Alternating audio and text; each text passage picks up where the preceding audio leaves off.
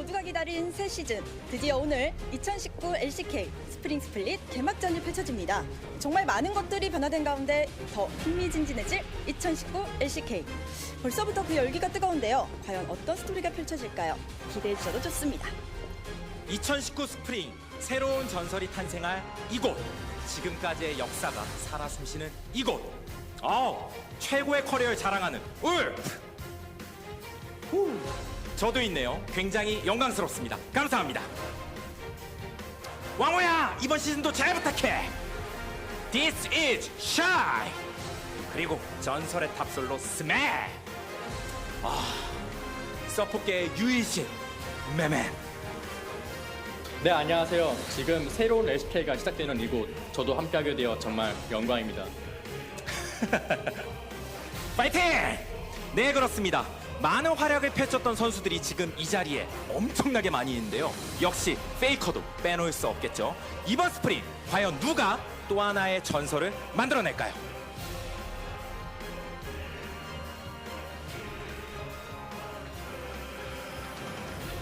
지난 2018년 한국에서 열린 롤드컵은 우리에게 뼈아픈 기억과 아쉬움으로 남았습니다.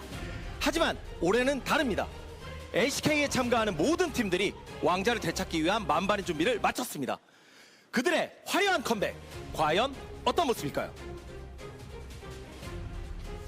2019년 1월 16일 오늘 앞서 세 분이 말씀하신 그런 많은 의미와 기대를 안고 LCK가 새롭게 탄생하게 됩니다. 바로 2019 20살 우리 LCK 스플링 스플릿 개막전이 펼쳐지게 되는 것인데요. 대진은 SK텔레콤과 진에어와 SK텔레콤입니다.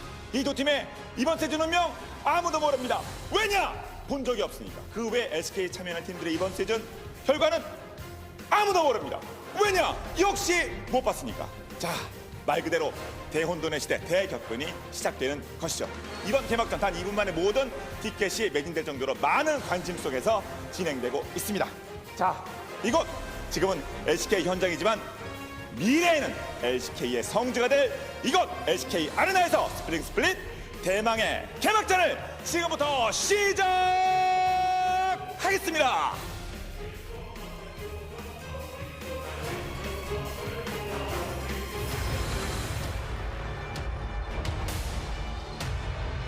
어, 2019년 LCK는 정말 중요한 해라고 생각해요. 사실 작년이 정말 안타까운 시즌이었고 안타까운 한 해였는데 2018년에 저희가 중국에게 좀 맞은 경험이 있기 때문에 어떻게 보면 반격의 해라고 생각하거든요. 그래서인지 2019 시즌을 임하는 각 팀들의 각오와 마음가짐이 참 남다르다고 많이 느꼈어요.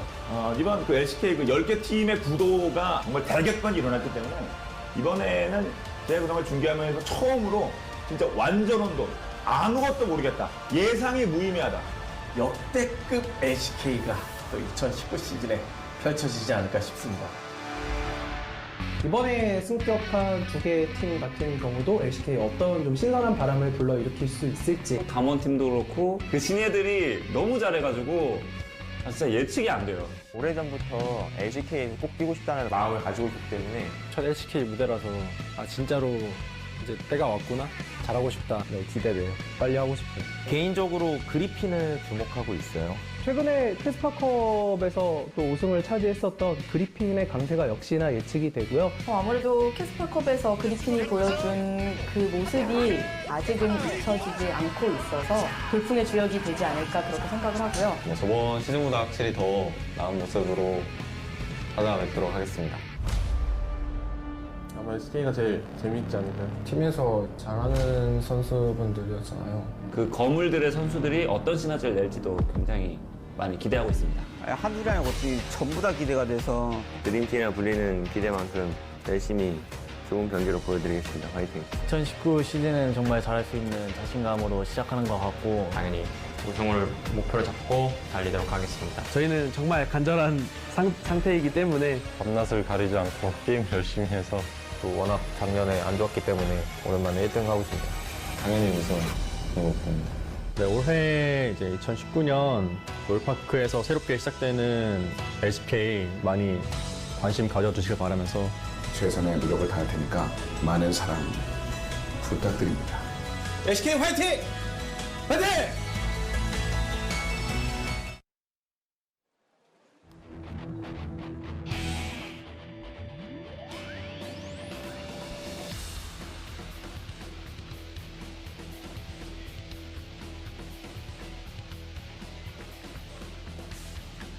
Welcome, ladies and gentlemen, to 2019 League of Legends Champions Korea. I am Atlas, this is Papa Smithy, and this is the brand new LOL Park and the new beginning for the LCK. Papa, it means so much to be here. 7 years of history, all builds to this moment. Riot takes over the LCK. We're in LOL Park, which right now still filling up. We're about 30 minutes till the games get going, but man, is it hyped to be here. And we open with a hype matchup. It's one with a lot of history. While you might say, okay, SKT Jin Air, we know who the favorites are.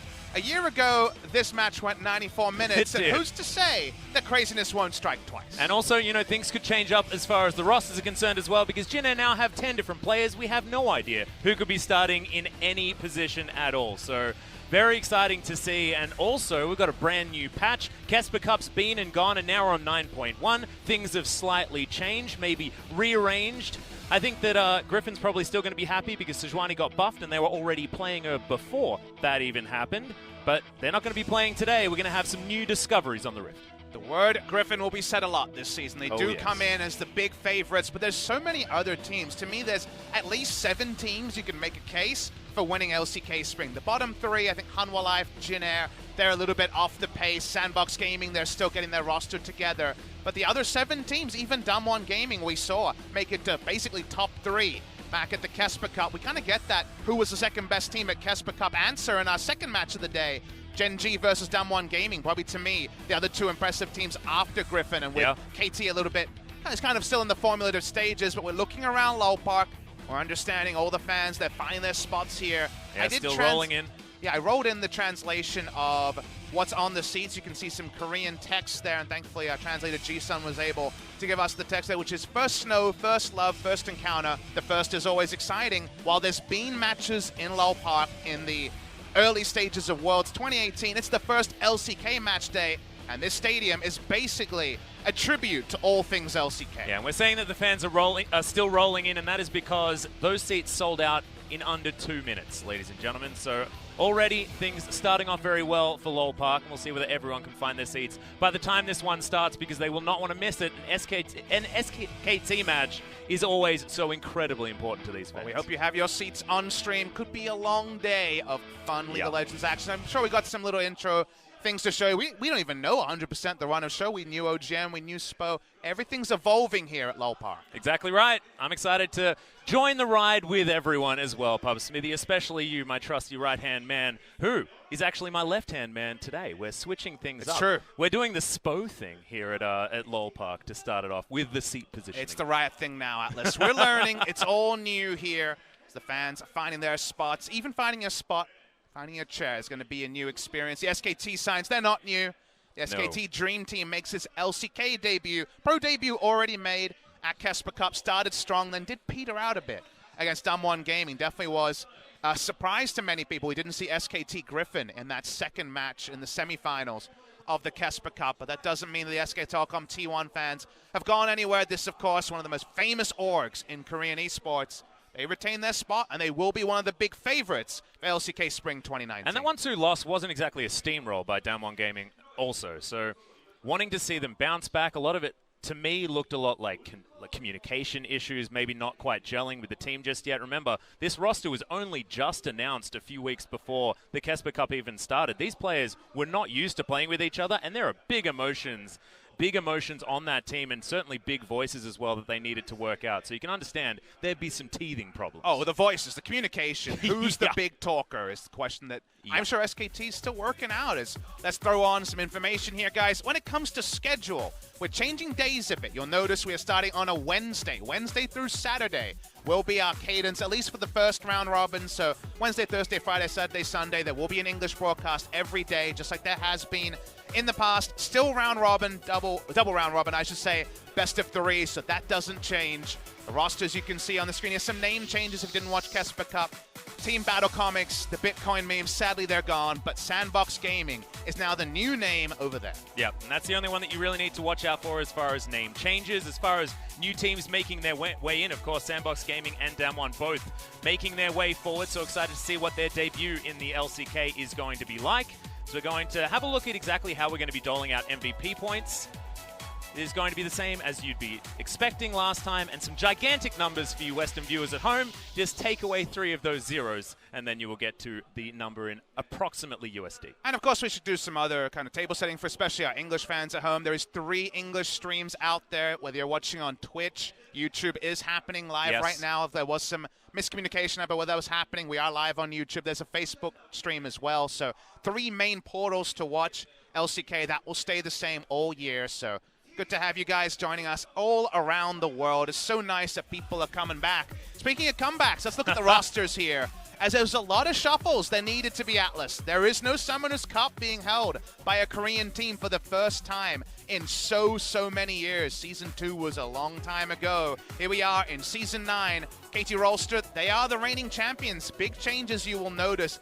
No more is Yukal in the mid lane, moved over to the Afrika Freaks. The bot lane AD carry position, that was kind of the big story of the offseason, Atlas, is who the hell was actually going to be the AD carry for KT. Def left the team and went over to Kingzone. It ends up being 2 people sharing the spot. Zenit coming from Challengers and Gango. Previously, Sketch was on Samsung White a long time ago. Now he's actually starting in the LCK for the first time ever, was part of the Samsung White squad, but never actually played. We're going to keep going forward. Kingzone Dragon X, you'll notice many big changes. So many names no longer in the LCK.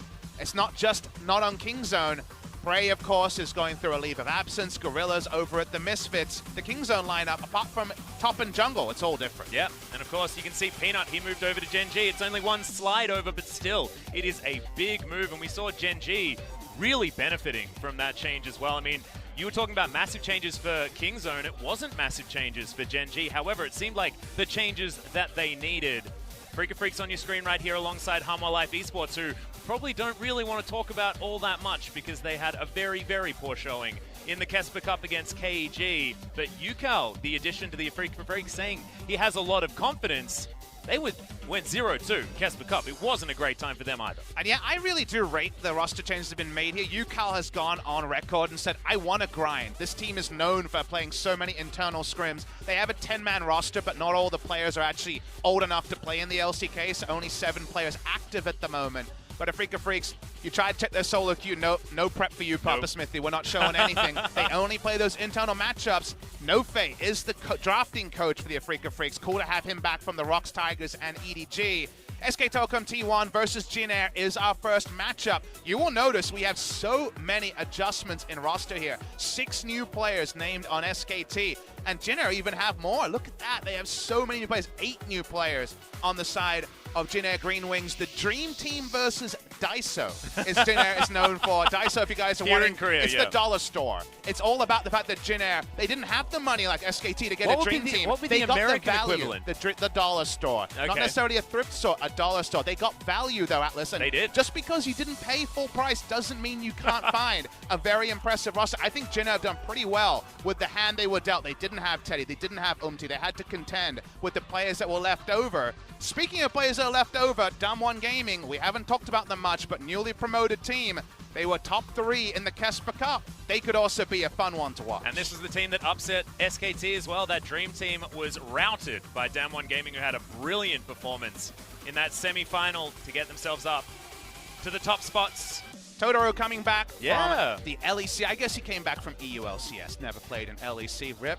Shout out to the LEC, loving all the content they're putting out. And shout out to the fans who are finally streaming into the studio here. We're about 15 minutes before we imagine picks and bans are going to kick off. So given that, everyone wants to be front row for a very auspicious day. And do notice that there is one thing that will not be joining us from the first 7 years of Korean professional play. There are no booths in LoL Park, so the players will, in fact, be a lot closer to the fans than before. Intentional choice made by Riot Korea to remove the booths away, and we just want to see the players come in there. But I imagine we still have a bit more table setting before we see FLICKR and Co. take their seats. Yeah, because all of the teams have changed, but also the video game has changed as well. So moving on to 9.1, of course, we experienced 8.24 over in the Kesper Cup, but now let's check out all the changes that Ornn has made. And I guess most of it has to do with not having a shield on his W and his passive being crazy now.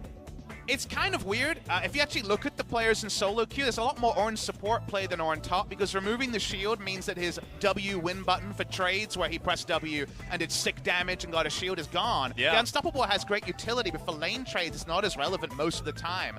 So given that, you still see Ornn around, but when they talk about Ornn's big shift, there's a lot of power loaded into that passive now. It was already a good ability. You can still construct items wherever, but now you get 2 free upgrades at level 13. So if the game goes long enough, from 14 onwards, you're giving other people free items. You're getting thousands of gold of free stats for your Vayne and other people with the new items that are put out there. So Ornn, I think, will find a role. I'm not sure where. Again, support or jungle is the possibility.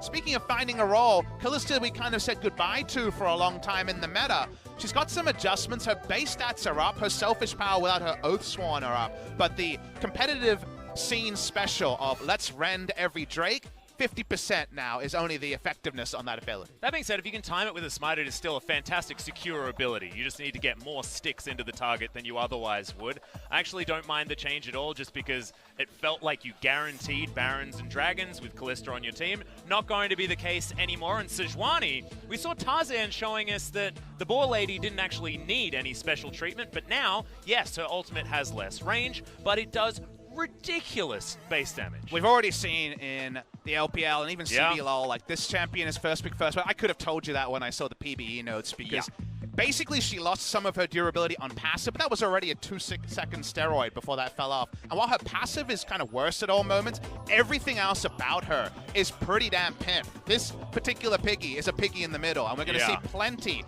of Sejuani, but the AR is up there. SKT versus Jin Air. I think we're almost ready to really dive into our first LCK match. We get to hear from the players as well, which is very excited. So let's hear from what SKT and Jin Air have to say.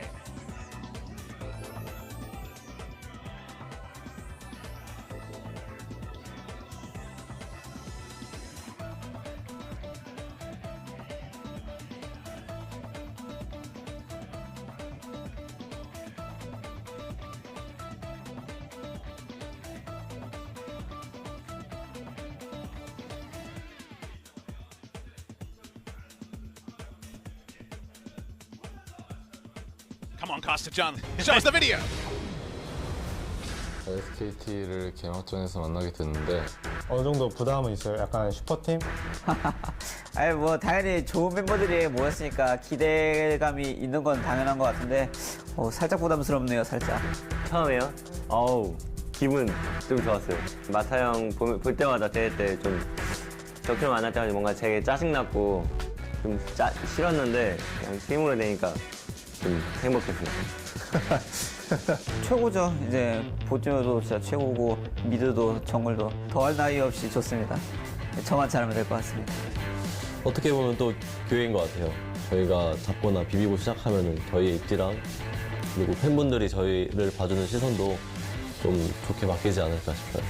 진에어가 이번에 팀 대규모 리빌딩이 된 팀 중 하나잖아요. 새로운 신인들도 많고 아무래도 어린애들이 많다 보니까 좀 뭔가 초심으로 다시 돌아온 기분이고요.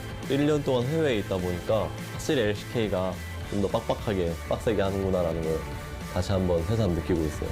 정보가 되게 없어요. 그래서 미지의 적을 상대한다는 생각으로 항상 긴장의 끈을 놓지 않고 있습니다.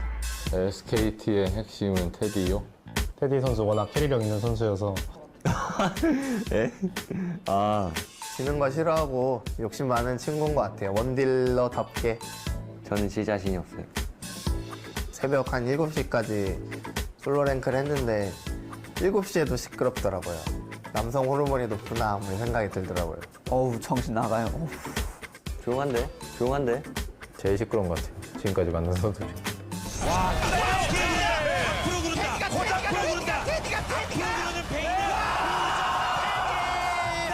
근데 왜 개막전이 진에어지라는 생각은 하긴 했어요. 공가사는 구분해야 되니까 이제 남이니까 뭐 그냥 이기도록 해야죠. 친정팀한테 한번 져주고 들어가는 것도 좀 나쁘지 않을 것 같아요. 저희 분위기도 지켜주고. 무조건 보여드려야죠. 살살해줘요, 형. 단지야 화이팅하고 나도 화이팅 할게. 개막전 첫 경기니까 좋은 모습 보여드리도록 하겠습니다. 그렇게 꼭 이어보도록 하겠습니다. 화이팅!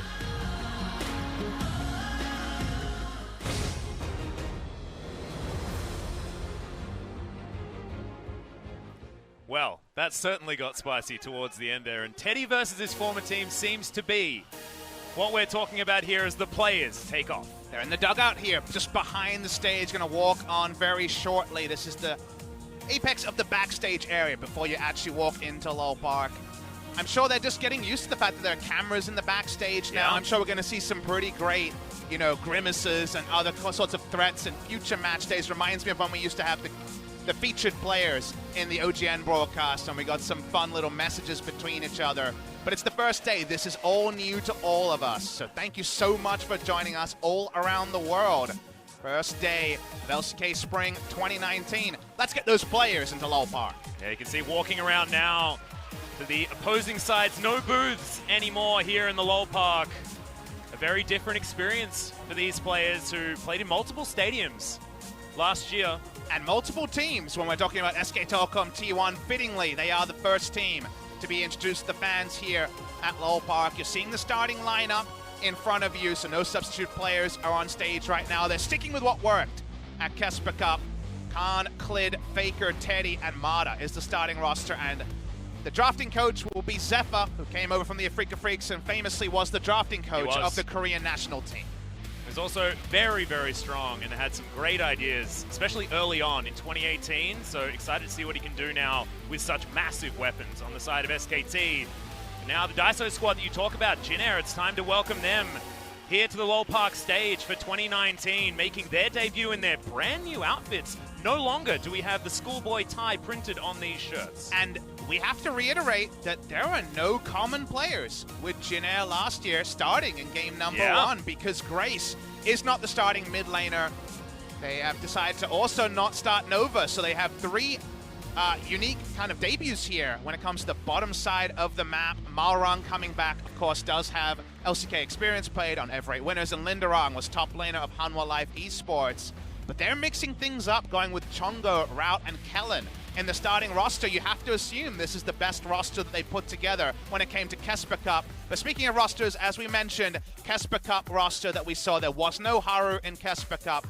They're rocking out with Khan, Klid, FLICKR, Teddy, and Mada. They are known as the Dream Team, but remember that KT Rolster was known as the Super Team, and by the end, we saw that only right at the end could they find any success. It was more an ironic nickname than a serious one. We have to learn what type of nickname the Dream Team is for SKT. Yeah, will the Dream Team be able to topple the Daiso team?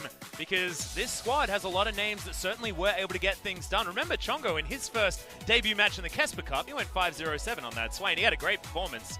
Having said, it was against Reverse Gaming, a team that's no longer in Challenger, which will be not necessarily the biggest test, but this certainly will be up against FLICKR in his first match of the LCK. And what a debut. You can't ask for a different one. I think this is what you want. You want the trial by fire. You want to understand really where you're at, and we will see that for Chongo in this debut match. And Teddy playing against Jin Air, the Glad plane, the Teddy plane, all the memes about how Teddy was in Jin Air prison. He's now on SK Telecom T1, and of course, there was definitely an upper ceiling for Teddy on Jin Air. You were never going to win the LCK on that roster, but now he's on a roster where he's expected to win basically every game he plays for the rest of his career. Such is the expectation of being an SK Telecom T1 starter. They couldn't get that job done at the Kesper Cup. Anything less than an overwhelming 2-0 victory and 5 players individually performing, and the SKT fans will let them know about it, so there is high expectations on the Rift for Teddy against his old team. And now it's only FLICKR that doesn't have a sub behind him as well. Remember, this is a 9-man SKT roster as well, so even if someone doesn't perform, we might have someone stepping in unless it's FLICKR. It's going to be FLICKR in every single game, and we had a few question marks for the god of the mid lane at the Kesper Cup, and we'll see whether that has been shored up as we move into the LCK and the games become a whole lot more serious. FLICKR has set basically the kind of rubric to be just evaluated as a player. Evaluations are they as good as FLICKR is kind of how it exists for mid laners. He is the benchmark. So he needs to be that benchmark. He needs to prove that now, with a squad around him that everyone can look at and say, SKT went to no expense, was too far for SK Telecom. Can he perform on this roster? Can SKT perform around him? We'll know the answer to that question in a couple of months, but today we can only begin to speculate. SK Telecom T1 roster and the logo up there on the screen here. Lowell Park is filled, sold out in 2 minutes. We just want to get to pick some bands and kick it all off. Yeah, we want to see exactly what our teams are going to be playing alongside with, because I found that solo queue has just differed so much from what competitive we've seen so far on this patch. I mean, the LPL was very much 80 carries, tank jungles, getting some control, but still having the classic LPL chaos. But as far as the champions played, it does look very, very standard. You look in Korean solo queue now, you've got crazy stuff on the bottom side of the map. You've still got people running around on these high damage junglers, things like that. How much will it change moving into competitive when it is the LCK, when it is the essence of controlled league? We need 2 weeks of pro play to know that, Atlas, because I think every team will have a different idea of where the meta is at today. There will be some agreements. Sejuani will definitely be super high contested between every team that plays. But when it comes to the flex picks you're seeing, like Jace Jungle, Lissandra support, there's a lot of players. It feels like everyone has a pocket pick, and no one knows for sure if it's the new OP or just trash. No one knows. You can't know this early. And the fact that the draft at Worlds, the draft at Kesper Cup was so much flex picks. And Griffin, of course, flexing to bot lane. So many others preferring Aurelia and Akali, and those big Aurelia nerfs aren't live till patch 9.2, 9.3. There will be a lot of identifiable Worlds meta things, but there will also be new things. And then we kind of have to shine them up to the light of being in this stage in Lowell Park and really understand just how strong they are. And we have to look back at Kesper Cup as well to understand these teams in particular. And I'm looking at SKT because they were playing the Urgot and Lissandra comps as often as they possibly could. First round, baby, Aurelia, Lissandra, whatever else, it'll work out. So Urgot, Lissandra, it'll work out from there. Got to imagine some of that will be contested, some of that will be ripped away. And what is the extended bench? Because when the extended bench was called upon, SKT did lose those games. They did. It was the LeBlanc for FLICKR and the Azir that just did not work out. His mid lane seemed fine, but everything else collapsed around them. Zamon Gaming had some pretty intricate drafts. I felt like their draft phase was absolutely fantastic in those 2 games they managed to win, and you could think now with Zephyr standing behind them still, and with so much more time behind them as a team, it will be a very different experience as we move into Champion Select for game number 1. We are very, very close to kicking off our first game here at the Lowell Park. We're very, very close to the players as well. No booze, a new generation. So much is up in the air. The LCK is there. We are not the best region in the world. The LCK has to fight back from adversity for the first time in so many years. Every story needs a beginning. The intro to that story starts today. Exactly. And it may not have necessarily been Uzi's fantastic run last year, but certainly was the LPLs, with Invictus Gaming coming away with such an amazing victory, continuing their victory in the LPL as we saw a couple of days ago. Now, can the redemption be found here for SKT or for Jin Air? Jin Air need redemption from what was a pretty horrible experience up against GC Busan in their second match of the Kesper Cup. It wasn't what we were expecting. Of course, GC Busan no longer a team. It's actually now BSG. Their spot was bought in challenges, but still basically the same squad. Still Soar up there on the top side of the map doing some pretty amazing stuff. I think the Jin Air top lane is still sore by what Soar did in that matchup. He was excellent, but there's that logo, and I hear bans and picks are ready to go. Yep, we are ready. Let's get into it. Bans and picks for the first game in Lowell Park for the LCK 2019. Here we go. It's beautiful purple, just for Papa Smithy's favorite color. And Aurelia going to be the first ban here on the side of SKT. She has been pretty ridiculous.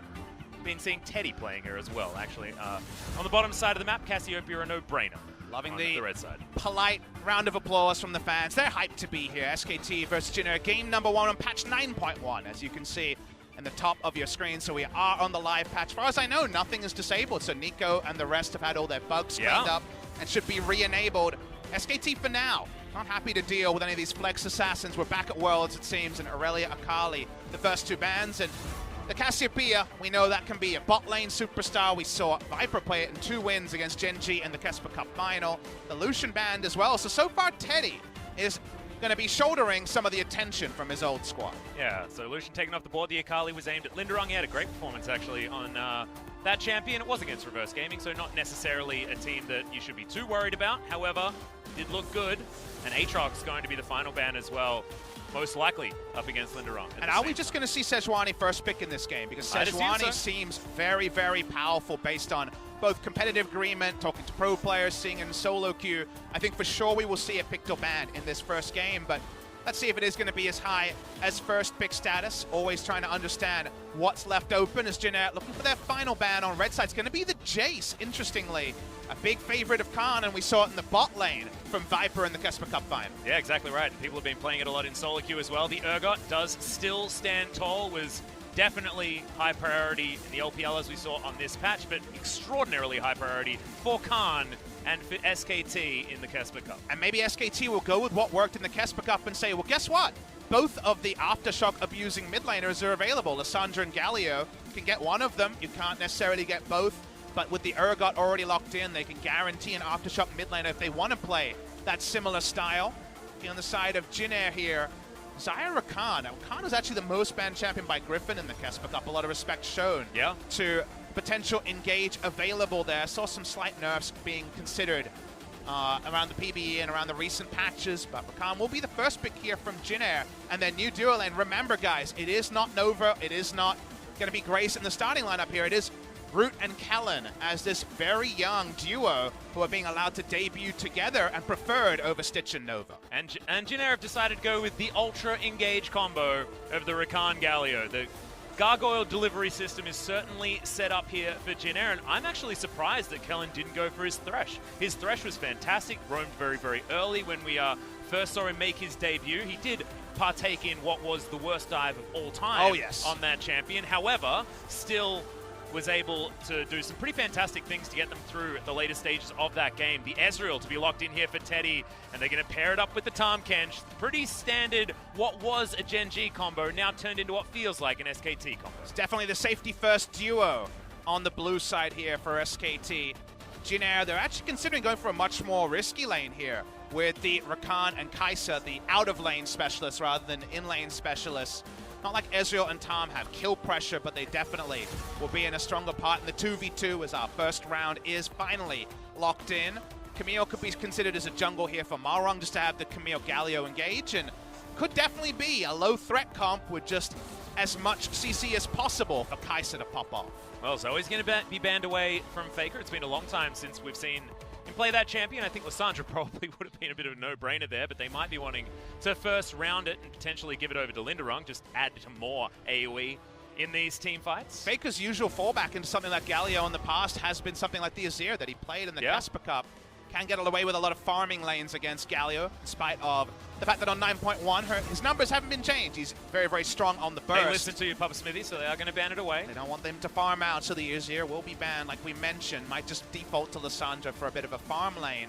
So the Camille Galio is denied. Still no visit to the Piggy, though. Sejuani, so far, has fallen through picks and bans. Absolutely crazy, as the final ban could potentially be a jungler. It might be that Sejuani. Nocturne also works great with the Galio-type compositions, as it's actually the Kindred, another champion that does work well with a lot of circles on top of her. And let's zoom in on who the jungler is rather than picks that fit the comp. It's Malrung, the guy who played the first jungle Jace, the guy who played the first jungle Jax. Jungle Jax could actually be an interesting choice here if they want to go that way. If they want to go normal, you take Sejuani and go for a last pick top lane here.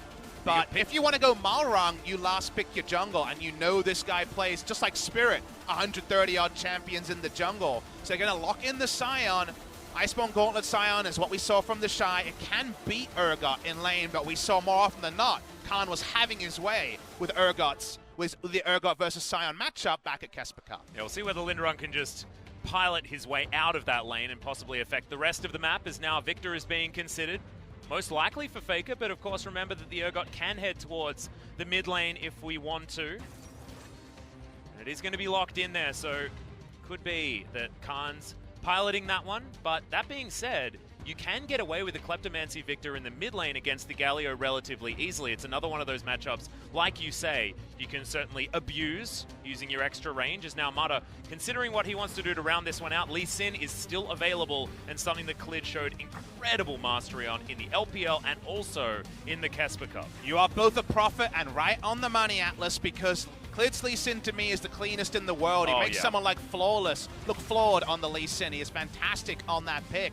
But it does mean they had to blind pick jungle, and jungle matchups, if you're not going tank versus tank, can be a lot more swingy. We're getting Lee Sin versus Xin Zhao here, as the Xin Zhao, which was disabled for the majority of Kesper Cup, is back and allows for a very aggressive option if I look at this duo, if we do end up with Victor mid lane, you have to expect that Malrung and Chongo are going to be focusing on killing FLICKR again and again, but we'll know at 20 seconds if it's FLICKR on Urgot or FLICKR on Victor. Exactly, and I mean, this is what your brain tells you, is that it's going to be the classic Victor top, but FLICKR has played so much Victor in his time, and Khan as well is the Urgot play. You have to wait for that one to tick down before we'll know. Theoretically, on the side of Jin Air, it's the same thing, but no swaps are going to come in. That's going to be Khan on the Victor top lane. The Urgot in the mid lane for FLICKR there as well. And I want to go over to the other side. You talk about the cleanest Lee Sin. Well, as far as Xin Zhao players are concerned, you may think of the Jace for Malrung because he was the one that debuted it. However, this guy on an aggressive go-in jungler, that is the essence of how Malrung managed to get such an MVP status when he did first promote into the LCK with ever 8 winners. Excited to see what they're going to be able to do because I feel like both teams got exactly the flavor that they wanted for both of these comps. But what I like is we have very different identities, because if you look at SKT's draft, you think, wow, this is really safe. It's a really safe draft. Urgot first pick can deal with most lanes. The Victor's a strong laner. Ezreal, Tahm Kench is safe. Lee Sin's going to be farming till 6. It's kind of a safety first. We're in this big lull park. We're the dream team. We need to win. Let's just not mess up draft and go safe. Meanwhile, the Xin Zhao Galio is much more on the playmaking side. The bot lane is a lot more risky in the 2v2. So Jin Air, the team that's definitely got a lot less expectation, is kind of thrusting themselves into the aggressor role. Meanwhile, SKT is kind of saying, stay away from me, I'll get to where I need to be, and wants to be a bit more non-interactive. So how that all comes together in this low park debut is going to be so fun to watch. Yeah, we are going to find out right now. Here we are, onto the Rift for game number 1. 미니언 생성까지 30초 남았습니다. Still trying to get our heads around exactly when all of the fan chants are going to come in, and okay, Root's going to make at least first volley against Teddy. It's the first day, Atlas, and you know, everyone's had a first day at school, a first day at work. Yep. There's a lot of kinks to work out on the first day, and there's also a lot to remember. There's some Hail of Blades Xin Zhao. Okay, we'll talk about Hail of Blades first before I go into my diatribe, but Hail of Blades got a big buff on patch 9.1, 110% attack speed for your first 3 autos. There's a great video of FLICKR solo killing Khan many times on the Jax versus Ryze matchup top lane because Hail of Blades is so insane on any champion with anything like an auto attack reset, because you don't consume it when you queue. So you get basically like 4 or 5 autos in a second, it feels like. So basically it's about very early power. Your first gank, getting those 3 autos in when no one has armor or MR or really significant stats early, means you do huge burst damage. So Hail of Blades, Jax top, Hail of Blades, Xin Zhao. You'll see Hail of Blades on a lot of people who dive into, say, Electrocute or Dark Harvest into that particular domination tree, because Hail of Blades right now on those sort of champions is really high power. All right, now you can go into your diatribe if you'd like to, Proximity. I mean, it's one of those things where you have to remember, Atlas, that, you know, right now we're 4 years removed from the Champions era. For the first 3 years, if you guys weren't joining us with Korean League of Legends in 2012, 2013, 2014, it was a tournament circuit. You know, you played single round robin best of 2s into knockout tournament format. It was only with the LCK, the League of Legends Champions Korea, in 2015 that we became double round robin best of 3s.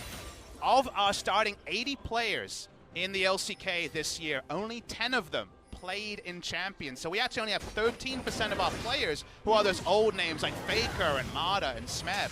The new generation is what Korea's about, because Korea are not world champions. Korea is trying to redefine themselves after being the 4th most successful region at Worlds. I'm sure we have fans who won't be tuning in at 4 a.m. in America anymore to join us because there are LCS, LEC, LPL games that grab their attention. And to those people I say, absolutely, you've made the right choice for you. But this is the start of a rebirth. This is the start of a re-debut for Korea. There is an ascent Korea has reached before that they can reach again in the future. And thank you to everyone who has joined us here today, because this is the first step. Yeah, and this is also going to be very exciting because we haven't seen Korea in this position ever. And what does it mean, Atlas? We can't know today. And I love stories. I love mysteries. I love finding things out about new builds, about Hail of Blades, but also about what history will say about this day. Because this could be the restart of Korea's ascent, or just kind of putting it all together that Korea has a lot of work to do to match the other regions. We'll see how much we're actually going to find out now as we put our attention back to the game. At the moment, SKT does have a slight lead when it comes to farming out these lanes, which you'd expect from the Dream Team. You'd imagine some prowess in the killing front as Malrung just pokes his head out, just to give it position away. Faker knows exactly what's going on. He's just going to play safe. Back underneath that turret. And safety first is what we kind of talked about with the draft here from SKT. A lot of safe lanes, and Clit is on a level 6 jungler. We're not going to observe probably too much interaction in the early game. That suits the most, I would say, Jin Air's bot lane is a bit of a mishmash here. We see Kai'Sa Rakan pretty frequently because, man, the best of Kai'Sa Rakan, the YouTube highlight of what they're doing at a level 16 team fight, like, bellissimo, the best plays I've seen. The laning phase, though, you can definitely be exposed. You don't have the extra range on the battle dance, so Rakan can't really go in for W and Kai'Sa Q trades and just not take a huge amount of damage. He obviously has pretty low base stats. You have to take Guardian, just try to get over that struggle. And Teddy against his old squad should basically have his run of the lane, and Klepto procs and early tier into Sheen are almost guaranteed when you're against a Kai'Sa Rakan. And it is double Klepto versus no Klepto, which is probably why we're experiencing a 500 gold lead, as Malrang once again going to stand out of the brush, but slightly out of vision range. Hail of Blades, Malrang! Yeah, Khan is going to get slowed down. The flash over the gravity field. Can he actually escape this? The Hail of Blades does a lot of damage, but not quite enough. Red Ball burns down! And he picks it up. Already had the Skirmisher's Saber, so the Smite was enough to help out. Hail of Blades gets Khan again. It was Faker in solo queue, and now it's just all the extra autos. Remember, the base AD is relevant this early. You might not have 80 items, but it adds up when you're getting 3 extra autos in. A miscalculation and first blood, Jin Air. Yep, big teleport coming in here towards the bottom side, theoretically, but no, it's just Teddy coming back to lane. Grabs himself some gold as well as he gets back in, as he goes for the domination decision with the Sheen first. Not going to have the tier back or anything like that, wanting to continue to put the pressure on. The only good news story is that Khan does get his first Hex Core upgrade, had 1150 gold. Let's watch the replay and just watch the attack speed on the Xin Zhao. He goes in here, Khan is so high in health, but Malrang knows he gets those extra autos in and the Q. So the first 4 autos are in less than 2 seconds. The burn, it was 15 health, then it was 0. It wasn't much of an overkill. When it comes to that quiz question of who got the first ever kill in the LCK in Lol Park, you can never take it away from Malrang. Yeah, Malrang is certainly the man that did it. Not necessarily going to win the game, as that gold lead has basically not changed since that time. However, if this snowball continues, this Xin Zhao could do some ridiculous things.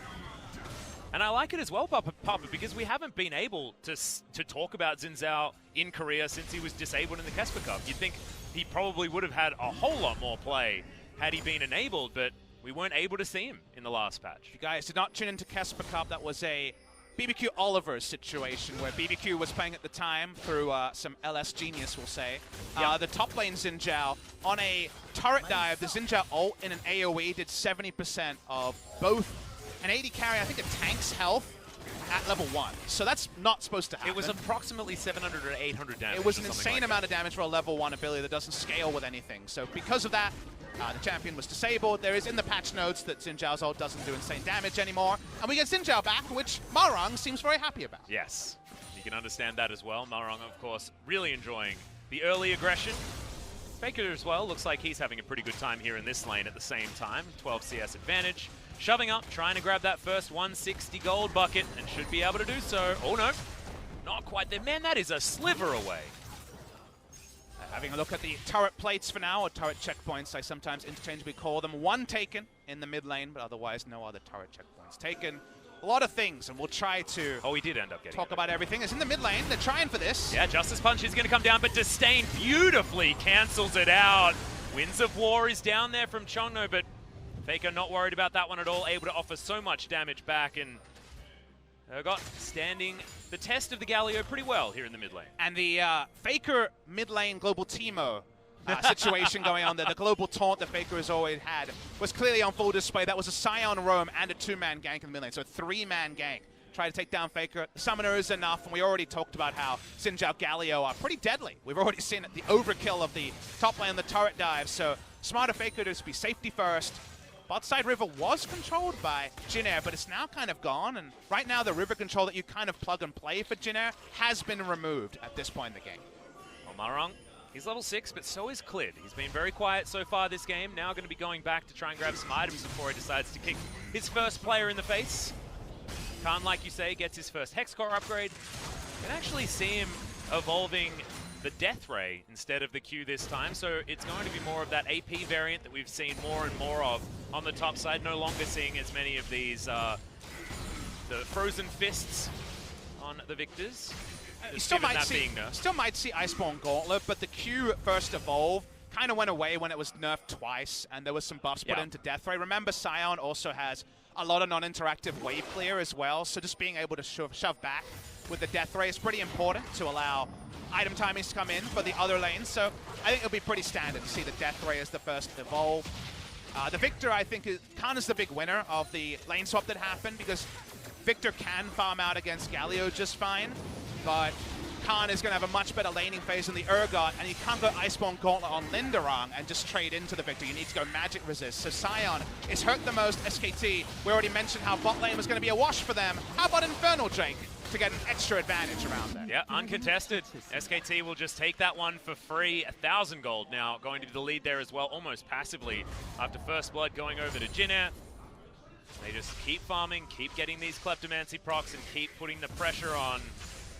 And I want to talk about, you know, this being old SKT, but it feels like an old SKT game where it feels like you just can't, you have to do more than you otherwise would expect in order to stay in a game.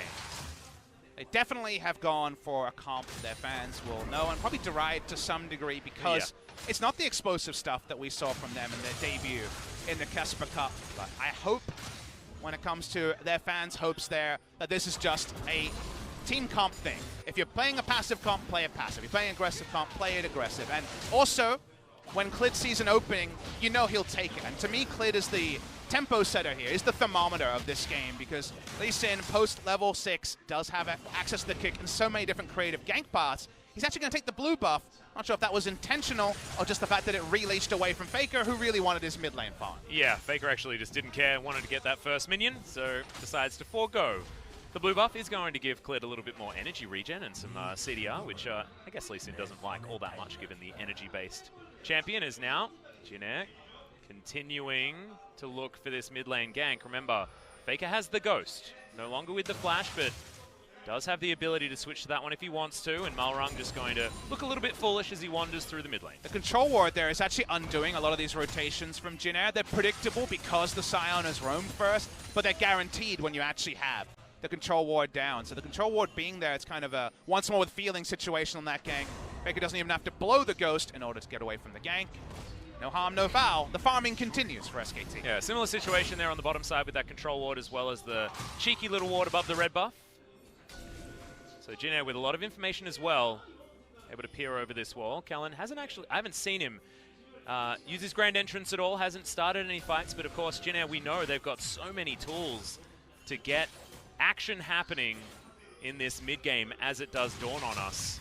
So how do you play out the mid game if you're SKT? As well, a lot of fans will be asking. The way these Ezreal Tahm Kench comps work is they are so good at mid lane. Well, but there's the grand entrance. We've got the heroic entrance to come down as well, but the combination not quite enough. Clid grabs that first kill, sacrifices himself, but able to get one back after all of those ultimates is certainly a big deal. Chongo now up against FLICKR and the rest of the team as well. That Justice Punch looked real interesting, but it wasn't enough to get him out of dodge. And that's going to be 2 going over to SKT. And we're surprised to see that engaged by Jin Air, because we already mentioned the bot side is their weak side of the map. They're playing around the fact that Kai'Sa and Rakan have no lane presence. They try for a desperate all-in. Like you say, probably the first grand entrance and quickness of the game. Yeah. And yet it's easily turned around as top side. Well, Khan's the golden boy, and Linderang got made to look a little bit foolish. However, certainly still has a massive lead when it comes to the health bar. Khan can't get out of that one. Just a single charge on the decimating smash. Finishes him off, and FLICKR now just cleans up minions. Can't get onto the Scion. Linderang won't get a free recall, but he will get a free kill. Solo kill on the top side. Big moment for Linderang. No cancelling of TPs in the 2019 meta, as the visual bugs are just on our side, guys. That's just a spectator bug rather than anything the players are facing, thankfully, so we'll have to laugh about the funny moments. We watched the replay here. We weren't anticipating an attempt at an all-in because, again, the Kai'Sa doesn't get involved here till very, very late, and after the wombo, they have no safe way to escape because they don't have priority hiding up towards the mid lane or going towards the bot lane. They separate, and 2-for-1 is the kill trade for SKT. Yep, Chongo just sacrifices himself. The call was not to go in, otherwise the Kai'Sa would have probably gone down as well. So, good guy Galio just makes that sacrifice for the team. Good guy Galio's GGG, I like it. Yeah. Pretty good nickname there. Well, I mean, he always finds himself in the middle of everyone. It's true. Chongo was able to make some nice moves there on the Galio. Seeing the harass come through, not having a fun lane phase, but an 8 CS disadvantage is definitely not the biggest one for the Kaiser here. Be all and end all. The turret plates have gone down. Only one, I believe, was claimed by the Ezreal and Tom. So Jin have done a pretty good job bot side of repelling this aggression from SKT, but SKT still do shoulder a pretty nice gold lead, about 2,000 gold in the early game. Yeah, so if you're an SKT fan, you're looking at this and you're thinking, oh, 2-3, that doesn't look so good, but you're looking at the gold and you're thinking things are going great. However, ease of execution, I feel, does go in the hands of Jin Air Green Wings for this game. If they just put their faces in, all 5 people at once, they'll likely get a hell of a lot of CC and try and be able to take someone down. However, SKT, a lot of finesse in their composition, a lot of ability to clear waves, control, get picks. See if they can play around that. Ezreal is always about timings. The reason why Korean Ezreal has always done pretty damn well, it's always been a very good champion here, not one to be derided like NAJs, for example. Yeah. One reason why Korean Ezreal has always worked is get your 2 items, go mid with a Tahm Kench, and get the ability to just farm in the mid lane, get a fast mirror mana, and be so powerful. But before then, we're seeing more fighting. Yeah, Marta's in trouble. Eats the great health, uses the flashes. There's the killer instinct. Marta in trouble. Gets underneath the turret, and he will be okay. True shot barrage. The heal is used even though Kellen was out of range because, yes, I think that may have killed. Malron gets slowed down. Audacious charges. Use the E beautifully there from Teddy. Devour right on hand. Now they're able to offer some damage back. However, is it going to be enough to stop this tower from going down? A lot of melee champions are very overextended to get turret damage. Here's FLICKR. He's just going to try and hurt them away. No kill there. Half a Teemo away from that taunt being oh so important and getting them the kill bot side. And meanwhile, Clid uses his free time to take down the Rift Herald and try to get the first turret on the board for SKT. Yeah. Should be able to at least get some work done here with this Rift Herald on the top side of the map. Shelly, just to get that charge happening. Linderung not going to be able to clear out the wave in time. He'll likely just have to leave and let this tower fall down. So first turret going over to SKT. First Dragon going to them as well. Not able to find the gank due to Teddy having some pretty swift movements alongside of Marta. Victor has the priority if you go into the death ray first. We've seen the mid lane Fakers had the priority. This is again the safety first scaling draft we talked about on the side of SKT. Pretty low interaction stuff, so getting the first turret blood wasn't a guarantee. Jin Air had made the better map moves, it felt like, even if not all of them had come off. But get punished for not taking the kill on the bot side. SKT now with the Rift Herald just accelerate how fast that top lane turret went down. We were almost at the point where Sion was tanky enough to just tank turret waves and clear in the face of his enemy. The Rift Herald ends that, and now SKT has some more options when it comes to map plays. And this goes back to what you were talking about before as far as this lane swap really working out for SKT, because Khan does force him to build the magic resist, adaptive helm already done here for Linderung, and now as far as in a team fight, he's not going to be that brick wall that's blocking 3 of the other members from doing damage. Of course, Teddy, a lot of mixed damage, however, mostly physical, alongside the Lee Sin and the Urgot also there. So, doesn't feel as good to be the Sion moving into the mid game as you otherwise would think if you had the opportunity to go to a different item. And Atlas, it doesn't feel as good to take down an early outer turret and push in a wave, because something that's been discussed in the community quite a bit. With the fact that minions move faster, the ability to just push a minion wave in and know it would push back and inevitably it's not there anymore, but we'll hold the macro points because we might have a team fight. Yeah, fight coming in here as Malrong does have that ultimate running. The stopwatch is down as Linderung makes its way into this fight as well. This is the Jin Air composition. This is what they want to do, but Linderung is just getting soloed out. No one else making their way in. The Chaos Storm just destroying Jin Air's bottom lane as Kellen existed once, but no longer. The fight continues on the top side. It is straight front to back from SKT, and the Zombie Scion cannot do anything. Jin Air just couldn't pull a trigger. Clid looking for an exit kill on route. Will he hit this one? Can he find it? Yes, he does. Oh, it was almost a bait, but who was baiting? Who was Clid goes golden. Linderung gets hit by the Q. Can he do it? Oh! Follows it through. He even gave Teddy the time to get the kill if he wanted to. Missed it.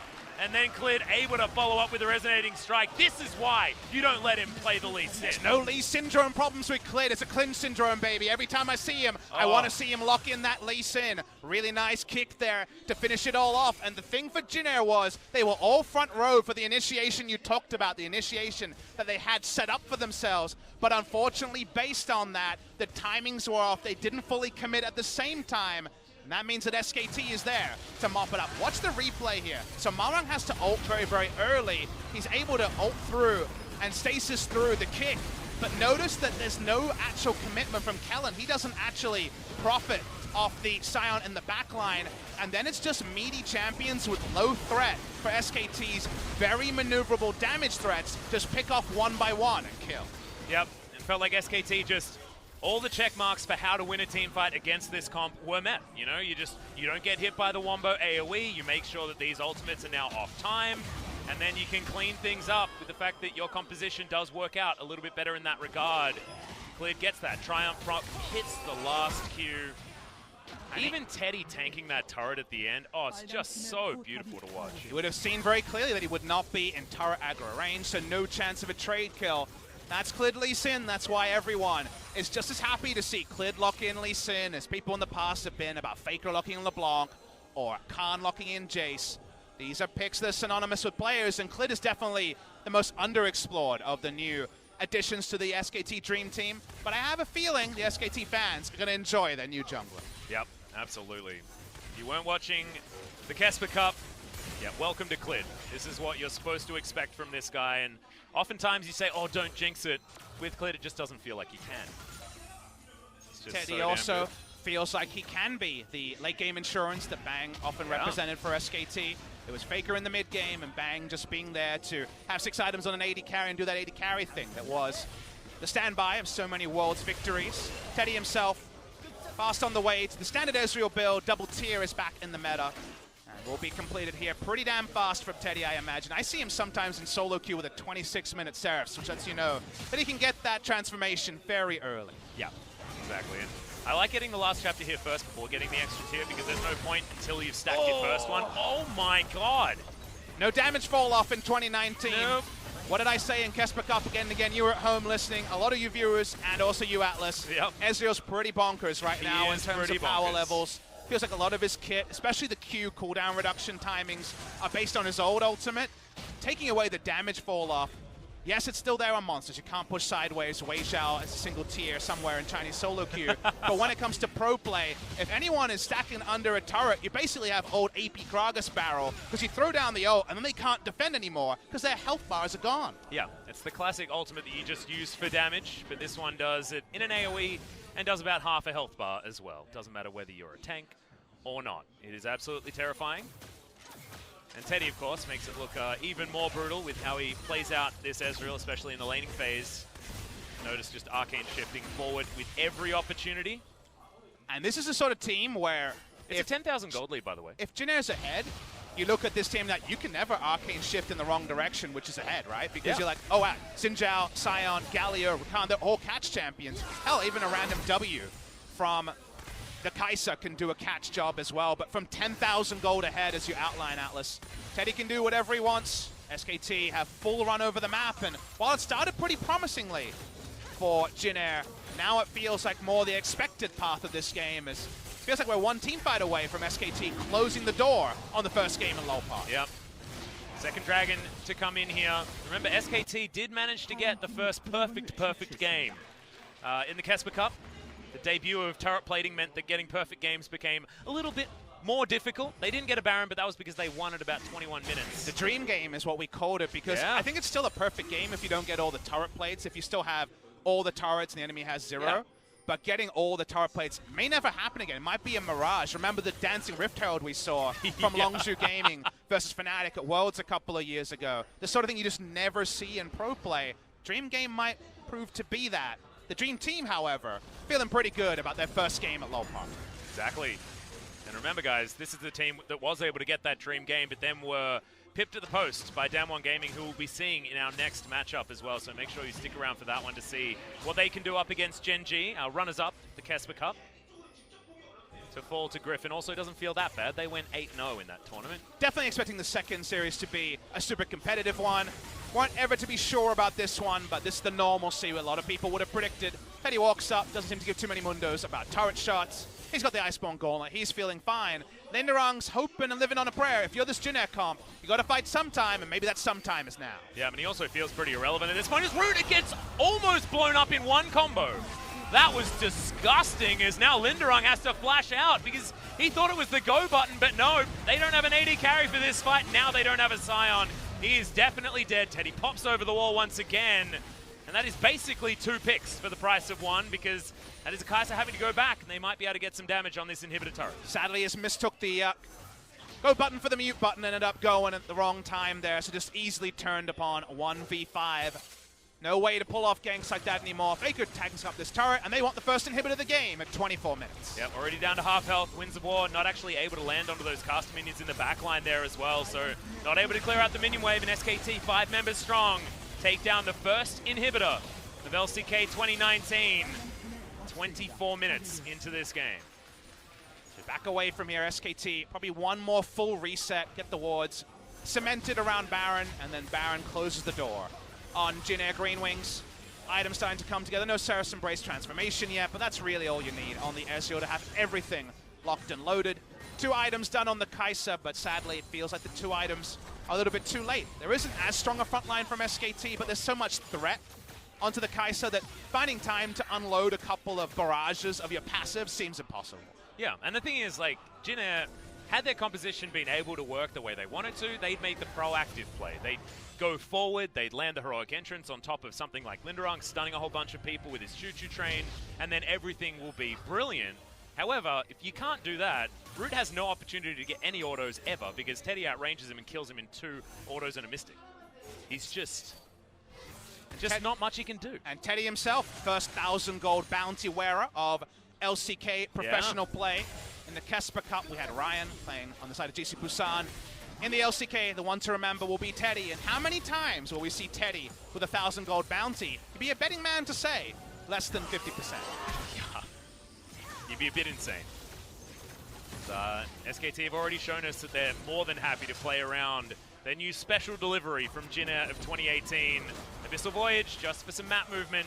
Wouldn't be Marta without making the good plays to get the objectives, put the screws in to win this game.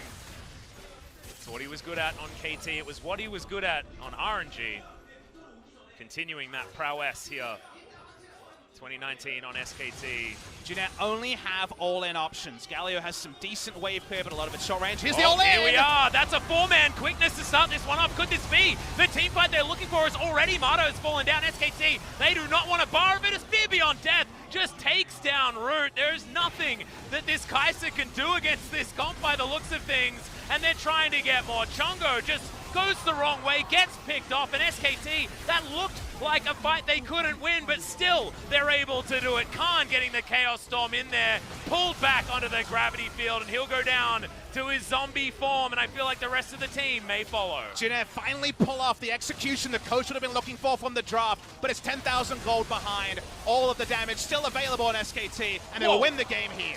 I think that might have been a Sheen proc that took Kellen down to that low health bar, but Faker flash disdaining him. They want to get the kills before they finish off this Nexus.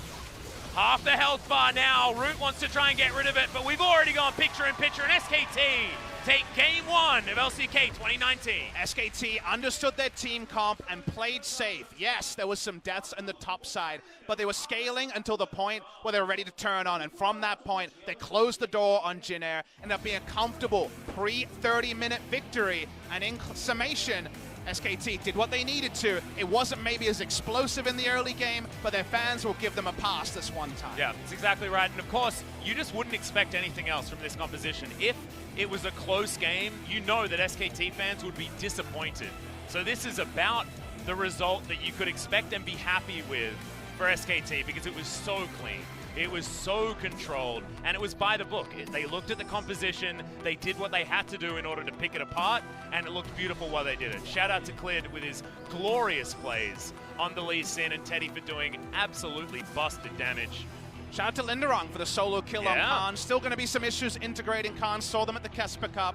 Saw them here in the early parts of game number 1. So imagine the top laner is the only one who might have the magnifying glass on from the SKT coaching staff. Yeah, and Malrong with his first gank working out very well against Khan, like you were saying. So very excited to see what he can do moving into game number 2, because of course it is a best of 3. Before that though, we've got some highlights. See you afterwards.